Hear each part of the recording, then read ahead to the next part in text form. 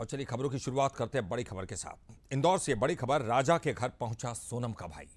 राजा की मां से गले मिलकर रोया गोविंद, जो कि सोनम का भाई है। सोनम इस मामले में आरोपी है। यह कहना है गोविंद का, सोनम को फांसी देना चाहिए।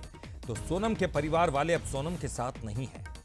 जहां बिल्कुल अब उसके अगेंस्ट जाकर बयान दे रहे, सोनम को फांसी देना चाहिए, यह सोनम के भाई ने कहा है। सोनम को दीदी बोलता था राज, ये भी कहना है गोविंद का। सोनम 3 साल से राज को राखी बांध रही थी।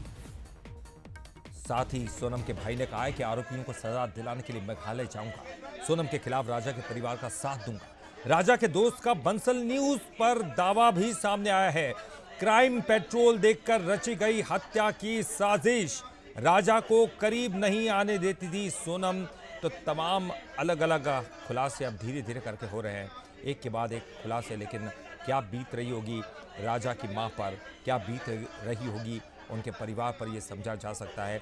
उनके परिवार को सांत्वना देने के लिए पहुंचे खुद आरोपी सोनम का भाई, जो कि खुद भी लज्जित भी है और दुखी भी कि उसकी बहन ने ये क्या कुछ कर दिया। अब वो राजा के परिवार के साथ मिलकर सोनम को सजा दिलवाने की बात कर रहा है।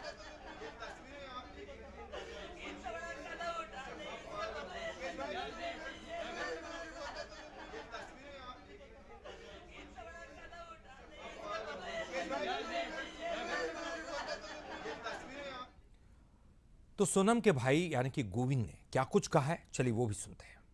सोनम दोषी है तो उसको है ना डायरेक्टली फांसी पे चढ़ा दिया जाए, क्योंकि जिस हिसाब से उसने ये जो प्रोग्राम जमाया है, जो भी करा है, देखिए आप लोगों से मुझे पता चल रहा है, कोई भी मेरे को खबर और कहीं से नहीं आ रही है। आप लोगों से पता चल रहा है क्या प्लानिंग करी, कैसे करी। फोटो आया है, ये ऑफिस का फोटो है, ऑफिस के अंदर का, और इसके साथ में और भी बच्चे होंगे। वो परमानेंटली हमेशा 24 घंटे सिर्फ दीदी दीदी बोलता था।